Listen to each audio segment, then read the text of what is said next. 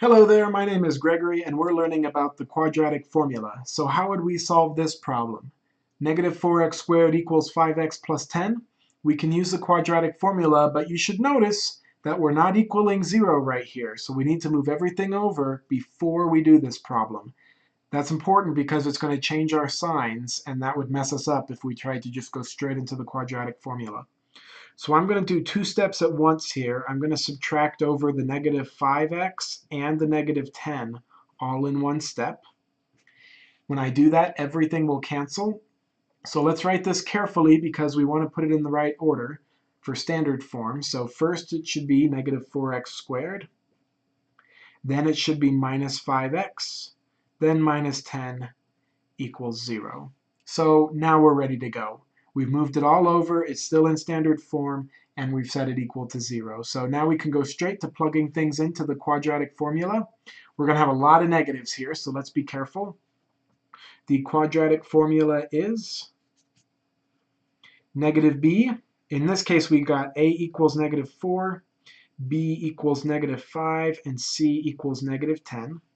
So it's going to be negative b plus or minus the square root of negative b, of b squared minus 4 times a times c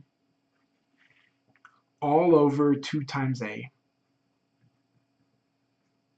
Those are the two values that we can plug in to get x. That would make this equation equal 0, and so those will be the answers. So we have two negatives here, which will become positive. Inside of here, I've got negative 5 squared, which will turn into a 25. Here I've got 10 times 4 times 4. Well, 4 times 4 is 16. Add a 0, we'll make that 160. And let's see, I've got three negative signs. So if I have three negative signs, that means this is going to be a negative. On the bottom, I'm going to get negative 8. So let's rewrite this. X equals positive 5 plus or minus the square root of 25 minus 160,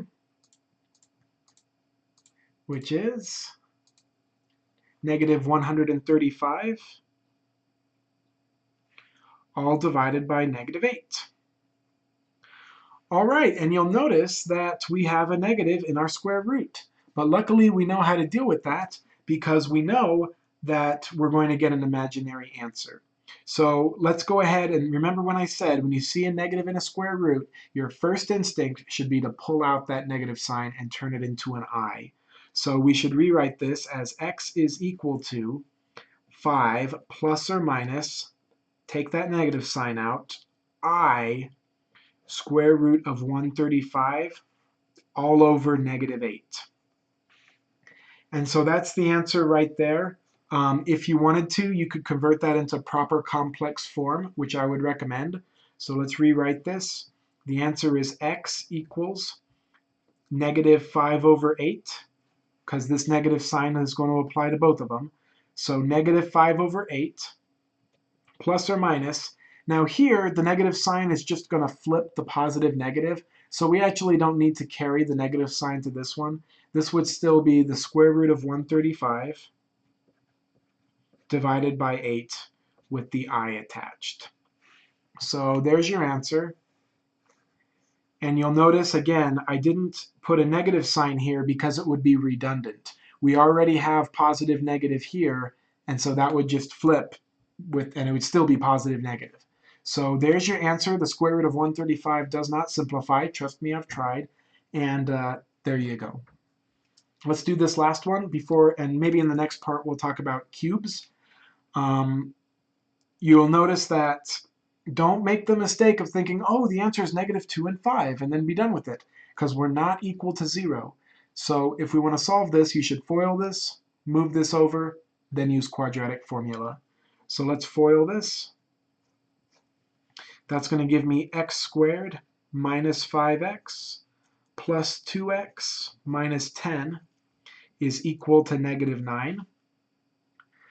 Let's combine like terms. I can combine those two, which will give me x squared minus 3x minus 10 is equal to negative 9. And now I should add the negative 9 over. Add 9 to cancel it. which gives me x squared minus 3x minus 1 is equal to 0. And now it's in the proper form to use the quadratic formula. We have a degree of 2, so we should get 2 answers. A is going to be 1 this time. B is negative 3. C is negative 1. So let's go ahead and plug it into the quadratic formula. Let's see, I'm going to draw a little line here. So we got x is equal to negative b, which is negative negative 3, plus or minus the square root of b squared,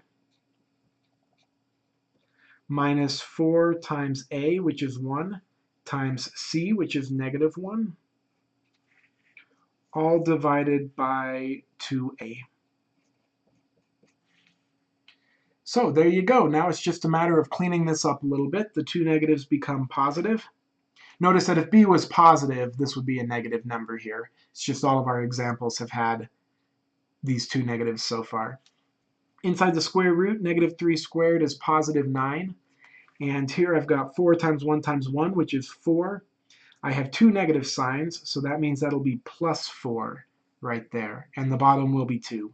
So x is equal to 3 plus or minus 9 plus 4 is 13, so that's the square root of 13 all over 2.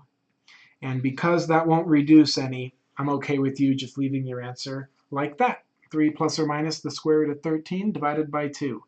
If the program isn't accepting your answer for that online, then you might need to break it up like this. X equals 3 over 2 plus or minus the square root of 13 over 2. And that might be how they want you to plug it in. So that's how to use the quadratic formula. It is something you are going to want to memorize and know how to do.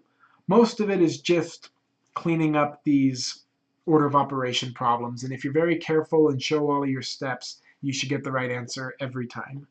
So let's start talking about cubic functions and how to factor them.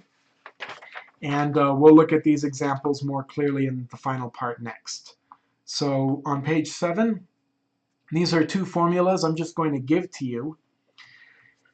It's how to deal with if you have a to the 3 plus b to the 3, or a to the 3 minus b to the 3. And I'm going to put stars by these because if you want to be a really good mathematician, these are two more you should know by heart. I'm not going to do this, but you could go ahead and FOIL this by doing a times all of these, and then b times all of these. And after a bunch of terms are going to cancel, and it's actually going to form a to the 3 plus b to the 3. Same with this. If you did this FOIL and you cancel terms, you would get a to the 3 minus b to the 3. You should maybe do that on your own just to make sure that it works. But the way I remember these formulas is if you're factoring a to the 3 plus b to the 3, if it's plus, it's going to be a plus b. If it's minus, it's going to be a minus b. So that's easy enough. Then just it's going to be a squared ab b squared, a squared ab b squared. Notice that the b squared is always a plus. Do you see that? It's always a plus. But for the positive one, there's a negative. And for the negative one, there's a positive. So that's just how I remember them. If I have a to the 3 minus b to the 3, it's just a minus b. And then everything inside here is positive. If it's a to the 3rd plus b to the 3rd, you just pull off a plus b. Then it's a squared minus ab plus b squared. So those are two things you should just memorize, and on your own you should FOIL them and make sure that they simplify. But in the next section I'll show you how to use them to solve these two problems right here. So I'll see you then.